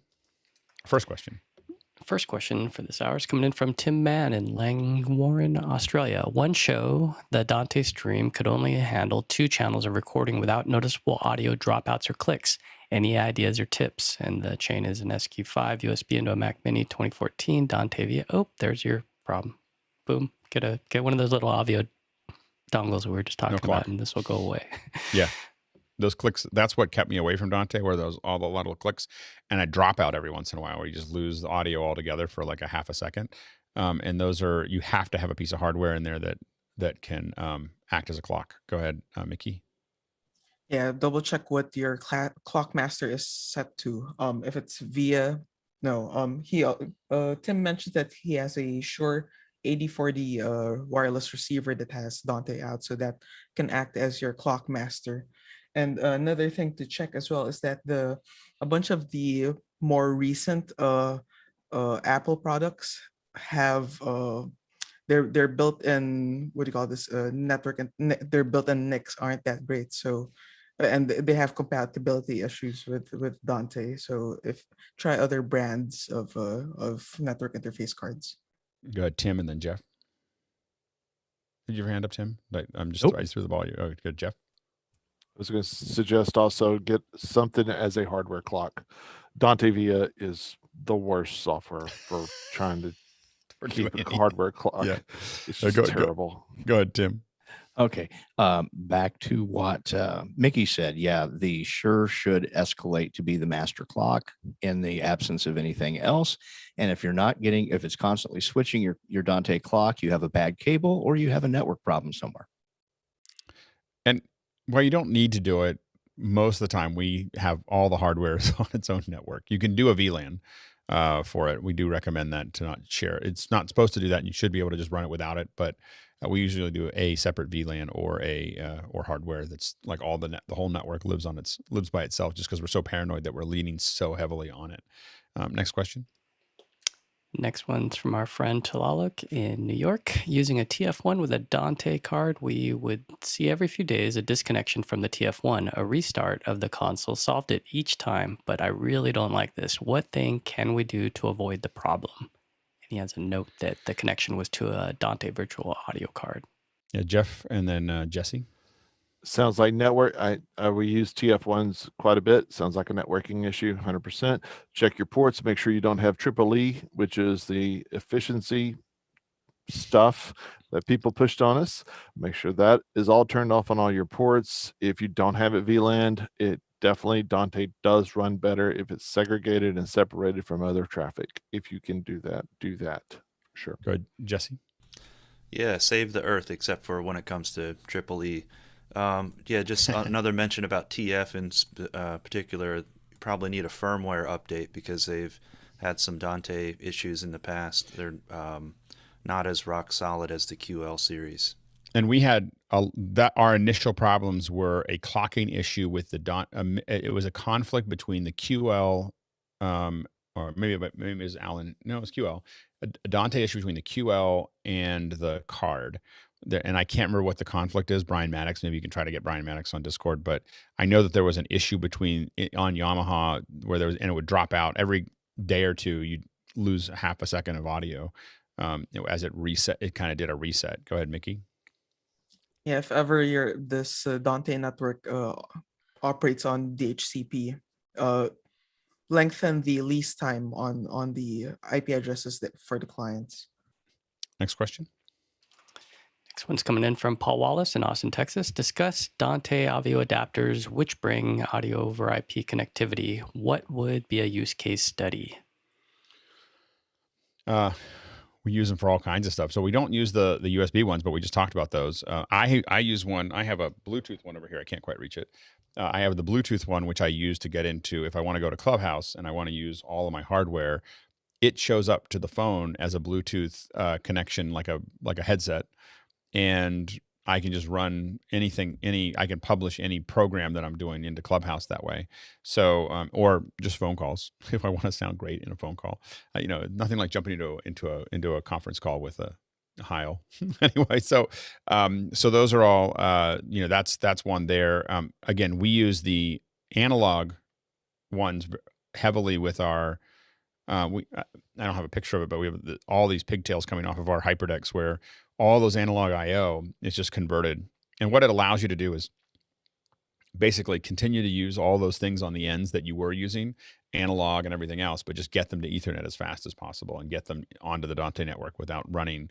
And this is one of the reasons that we don't run, like when someone asks, like, how do you run a long run? It's one of those. Like if I want to run a mic run, I just run one of those and then put it right at the very end. Mickey? Yeah, just for the basic XLR male and XLR female Avio adapters. It's an easy way to bridge a few channels of analog to Dante and vice versa. Yep. Go ahead, Jeff. Don't make the mistake and assume that because it's an XLR, it's a mic input, though. It is a line input, not a mic input. And a lot of people make that mistake. You will need a preamp if you want to run a microphone into it or a mixer and use its output. They work great for line level, but do not assume because it's an XLR, it's a mic. And what we've used in the past for those, and it's a little old school, but what we've used in the past for those are the sound devices. MM1s are just great little boxes that have good preamps, limiters, and convert your mic signal to a line signal very effectively. There's the MM1, and I used to have so many. Anyway, next question. Next one's coming in from Nathan Nicholson in Wake Forest, North Carolina. In live production, we typically had separate networks for audio, lighting, and video. In this brave new world of digital first and hybrid events, do we now need to flip this wisdom on its head and keep audio and video on the same network? Go ahead, Rupert. So kind of related, I guess, to what we were just talking about. Ideally, things like Dante could be on their own network, although if you can manage it carefully, if you do them through VLANs on a platform like Meraki, you can also keep them separated, but with the same type of equipment talking to the same controller. So it doesn't mean you don't have to be able to control it through Meraki, for example. I'd also watch out for if you are going to combine networks, some of those older technologies out there may be using Ethernet, but not necessarily IP. They may be operating at the Ethernet level. So just be careful what you go plugging into or maybe IP address conflicts or something like that. But if you go the VLAN route, you can have trunk lines between your switches, so you can backhaul all your VLANs from the stage to the control room, or even over a VPN to a different site. Although Dante, you really want to be careful with that. Go ahead, Jesse, and then Mickey. Yeah, I wanted to show you all something. This is the new Netgear switch that basically is designed for AV. It's the 4238PX, and basically what you can do with it is create NDI networks with Dante already, or VLANs with Dante already merged, and so it sort of has all these network profiles for things like NDI 2110 and Dante, and sort of very easy to configure if you're not a networking person. So I'm taking a deep dive into figuring this stuff out, and have like 6 VLANs set up on this one already just for testing. So I think this is the new way, and hopefully, it's a great deal. And which one is it again? Netgear? Yeah, it's a 4348PX. So it's 40 port. It's got 8 SFP plus 10 gig that you can use for uplinks. And what else can I say about it? I went for something with the largest sort of backplane, switching sort of bandwidth. I think that's important in this realm. But I'm learning a lot about networking, from folks like Jeff and other experts that are out there doing this sort of work. And it's a 4300. I'm sorry, it's a 4250 PX. series. 4250. It's just released, and worth taking a look. They're very hard to acquire right now. Very good. Go ahead, Mickey. Yeah, as Rupert mentioned, it's much easier to set up a network when you segregate out the different protocols into different VLANs. But if ever you do have, I think Dante, they call it converged networks, where you have multiple things within the same network. Just make sure that you have QoS set up to the proper specs. Yep. Yeah, absolutely. Next question. Next one's coming in from Michael Weber in Foxborough, Massachusetts. How are you able to get non-party channel audio from Zoom? Dante settings allow you to get just a single Zoom participant on a single channel. Do you need to be using Zoom rooms? Yeah, so there's no way to split the audio out from those. So we're not, those machines that we have that are doing the back and forth with folks are, each machine is connected to each participant. So now what we were doing, or what we're still doing until for the next week or so, is connecting, because we were testing the new protocol, which we call the Emerald City Protocol. Anyway, which we'll get you all to test here as we've been what we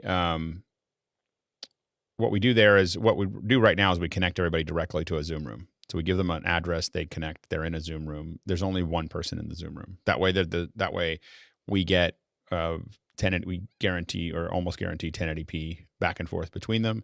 It's just one connection. Audio and video goes in and out. Video goes in and out. We have total control. We can give each person their own return. We can do all those other things. So a single connection to them via Zoom room. Where we're now moving towards is having the Zoom rooms join meeting breakout rooms, so that way someone can just join one meeting. And we learned this from Grant. So again, if you're wondering if I ever get anything out of being in office hours with all of you, the answer is yes.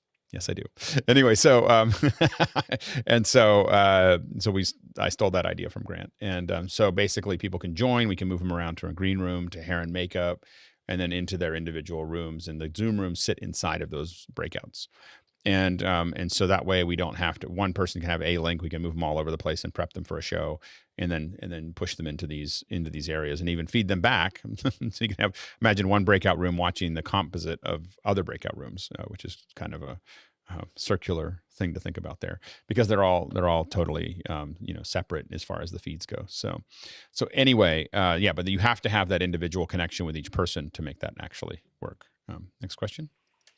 Next one comes from Hasmuk in Cape Town. Alex, thanks for sketching what you have mentioned often. For those individual Zoom machines that get the BSS feedback, how do they participate in the meeting, as a talent, as a panelist, or as an attendee? Yeah, so I kind of described it there, but it is, they are generally the speakers. So the folks that we put into that environment are the people who are going to be the primary participants in the conversation that we're going to switch back and forth with. Usually those kinds of shows are fully produced, where we're going to have no more than 5 or 6. I mean, we can have more, but generally 5 or 6 people talking amongst themselves. Go ahead, Chris, and then Mickey. You said something that I don't think I connected, and maybe I misunderstood. When you do your point-to-points, are all of those in their own separate Zoom meeting instance? Well, or are they in a breakout room in the master meeting? So currently, they're separate instances. They're separate connections to the Zoom room. but what we've been working on and testing is they're all just in breakout rooms. So Cool. they're Interesting. and so that'll be the and we're going to get all of you to come test it with us soon. So probably as early as tomorrow. But the idea is that they that way you can give everybody the same link and then move people as soon as you get them out of the main room. You can move them around and get everybody where they need to go. As you're moving through it. But when you move them into those rooms, and you can imagine an award show, if you will, where the winners, you have to change the winners you have to change 5 of them at a time every 3 minutes. That's kind of an award show kind of a thing, right? So imagine that you have to move people through really fast. You can't go sending them links and moving them around. So what you want to do is you want to have all the winners, all potential winners, all the nominees come into a main room. You move them to a lobby. You drag them all out and move them into a lobby. So now they're all talking amongst each other, blah, blah, blah, blah, blah. And then you pull each one of them into hair and makeup. So they all go into hair and makeup, and you look at them. Hair and makeup in this case is your connection and your camera and your lights, and we make sure that everything's working. You might have 2 or 3 hair and makeup rooms that someone's dragging, the operator is dragging them into to be prepped. Once they're prepped, they get dragged into a green room where they're all just hanging out again. But now they're hanging out and they've gone through the cleaning process, right? So they're all hanging out. Better. They all look better. They're a better version of themselves. They have better connections and lights and everything else. So now they're all hanging out again.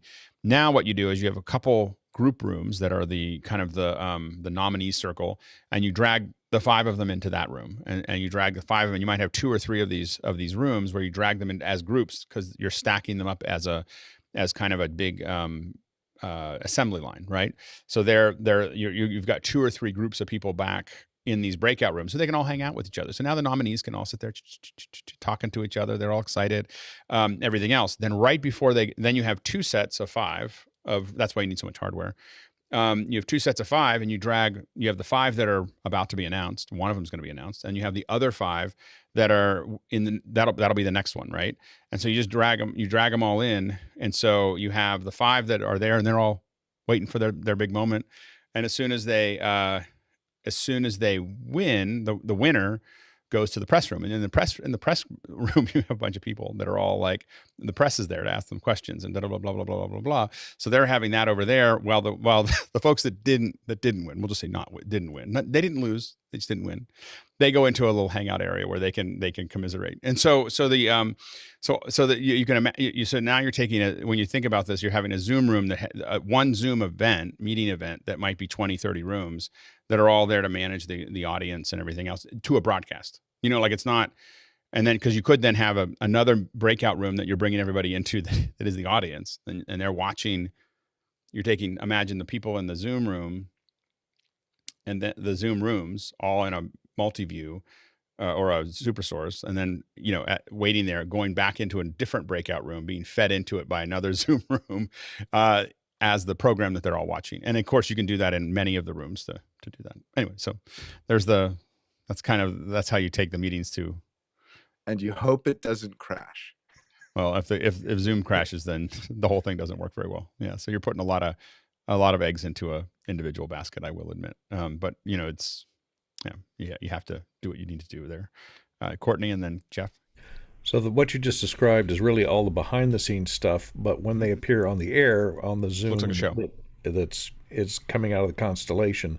With graphics. It's doing all the compositing, so that switcher, the constellation, just comes in as one Zoom entity, right? Yep. Or it goes out to YouTube, or goes out to a private stream or Akamai or whatever. Like, it's just a show. What's coming out, like that all the things I just described are all the back end. Like that's all the rooms in a big event, in a big arena. Those are all the little rooms that everything's going on to prep everybody and everything else. The only thing that people see on the outside of that is a show, that has everybody ISO'd and with graphics and playback and everything else. And the playback isn't going through Zoom. If it's going out to the stream, it's being played out from playout systems, into that process. So that's more than what we were planning to talk about, but there you go. I'm probably getting a lot of trouble for talking about it. But anyway, Jeff. So you're not using individual meetings per each one of those Dells? So right now we are, but we're about to stop doing that. We've tested this on a couple, but it all tests out well. What we're going to do is put it under stress with all of you sometime soon. But but right now we're doing individual meetings just because this one, we haven't had all of our testing in smaller events that we've done all work. What we want to do is go, okay, I need to put 80 people in or whatever, or 60 people in and push it all. And because there's nothing that hasn't worked inside of that pipeline. The only thing that hasn't happened is I haven't put it under stress, and so until I put it under stress, I'm not going to roll it out. That's the main thing. Go ahead, Mickey. With that setup though, when you're combining people in a single meeting or a single breakout room, how do you get the ISO audio? Well, because each breakout is its own audio system. So so if you think about each Dell is its own breakout room. Each Dell, the Dell here. So there's only going to be one person in each breakout room. For the 10, right? Is there, right? For these Dells are going into this breakout room. You can imagine these are the nominee rooms. When we get to a point where someone's about to be, where they're going to be the next ones over, imagine 5 more that these are the ones that are actually going to win, or actually in the show at the moment. This is the runner-up, the on deck, right? You have 5 people in here and 5 people in here. These are all the nominees for different subjects. And what we're going to do is basically what we do here is you pull those all into those. These rooms stay static. The Zoom rooms stay static. I see. Okay. Gotcha. Sitting inside of these. So Zoom rooms don't have to move at all. We just move the participants around. And so what happened is that they were in a green room, and before that they were in hair and makeup, and before that they were in the lobby. So they came into the main room. We immediately moved them here, which is the only time we have to ask for permission in Zoom. And then we push them into a person gets pushed into a hair and makeup. Then they get pushed into the green room. And then they're all hanging out together. Then they start getting pushed in. So basically, you have 1, 2, 3, 4, 5 of the next sets of people that are available are going into these individually. So that then you stack. So really, you're just grabbing 5 people here and putting them here, and then you're kind of rotating through these as you. But these are just them hanging out, right? And then you start pushing them into. When they get up to the next one, they get pushed into all these.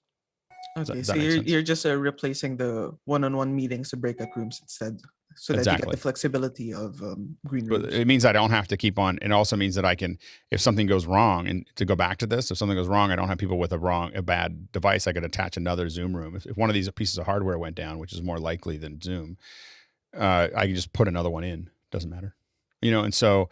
But the main thing is that everybody gets one connection. I don't have to commit to who's going where in here. I only have to commit to everybody gets this, and we can keep on adjusting what needs to happen based on that. And are you using Zoom OSC to push those around? Not right now. It's all manual. Yeah. We're definitely makes it easy. This is the simple solution. You should see the Zoom OSC solutions for some of the other events that we're working on. They're mind-numbing, this is a relatively simple execution. Go ahead, Mickey. Okay, just going back to Hasmuk's question. I guess Hasmuk can think of it as each Zoom room is coming into the switcher as like just another camera. Yep. And the people, I think Alex, you're feeding back. And it's one person in each one. It's one person, and right now we're feeding back just it's either just the program feed, and again, the Constellation makes this a lot easier because I've got 24 outs, so you have a lot of choices. But you also you can send them back on MV, so just a multi-view of the show, or you can send them back the program if you want to. Yeah. Next question. I think we pretty much covered this one. Vincent Chan in Singapore says, is each person joining the room on a different meeting? If same meeting, how do you prevent your IFB from going out to program? We cover that. It's just that each person that we get to talk to directly is connected in a private room or in a direct connection. Next question. Next one's from Seth Johnson in Sarasota, Florida. Is there any reason you need the mixing surface of the QL1, or could you use something like the MRX7D? Seems like that would combine both the QL1 and the BSS 806. Note, it sounds like the MRX7D is the same as the 806 full API open architecture for audio routing, 64 in, 64 out Dante, YDIF for local sources over Cat5. More curious if the Surface is a requirement or you could use something else. Go ahead, Jeff. From someone that's been in sound for quite a while, the Surface is a requirement for the person on site.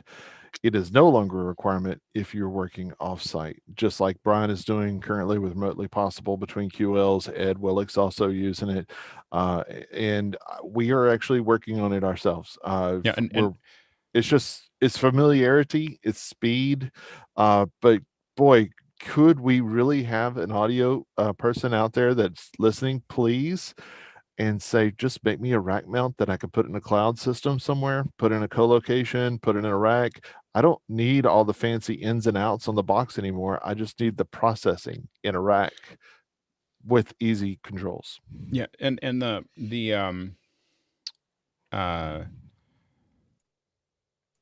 it does exist. Well, it's a cow rack. Right. Yeah. So 2 cars. Brian runs for a lot of our events. Brian runs the QL1 that we have from his house in Savannah, Georgia. Like literally, he runs the events, from his house, and it works perfectly fine. And he's moving sliders on his end, and it's affecting the show on our end. It was a little scary at first, but now we're pretty comfortable with it. Next question. Next one's coming in from Tim Mann. Any other reliable bridges apps than Dante Via? Dante Via is not a reliable. It's not other than Dante Via is not a reliable bridge app. Go ahead, Jeff. There is a card. The RedNet card is what a lot of higher end people that are using Dante, that card is a PCI card that goes in your computer, and it's phenomenal. It's also $1,000, but it is really good. Yep. Next question. Go ahead, Mickey. Yeah, I think the thing though with VIA is you could individually assign outputs of apps to the Dante network, and yeah, I don't know, something similar. I guess we technically can do it with loopback, but it's not perfect. Yeah. Does anyone use VIA in a way that hasn't really left lots of deep scars? I mean, yeah, go ahead, Craig. I've used it just in small networks for training, basically, where I've got a handful of computers, usually 10 or less, and then I don't need a piece of hardware. Everybody shares through one unit that has an output to the speakers in the room, and it's been rock solid for that for me. Okay.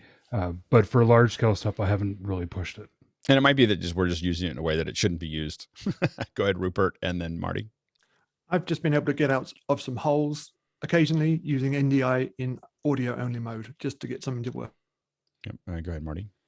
Yeah, I've used it in small doses to route audio between applications within a computer, or specific applications in and out of a computer. But now I use a vegetable. Right. A potato. A potato. Or banana, or Yeah, exactly. What's the difference between the potato and the banana is the question. Oh, just the size of the mixer. It's got the potato is the biggest one. It's got more inputs and outputs. Okay. Next question. Next one's from Vincent Chan in Singapore. I did an awards show with the exact same setup using breakout rooms with green rooms and nominee rooms. Issue I faced was sending multiple camera feeds to each room and settling the mix minus. How are you solving that?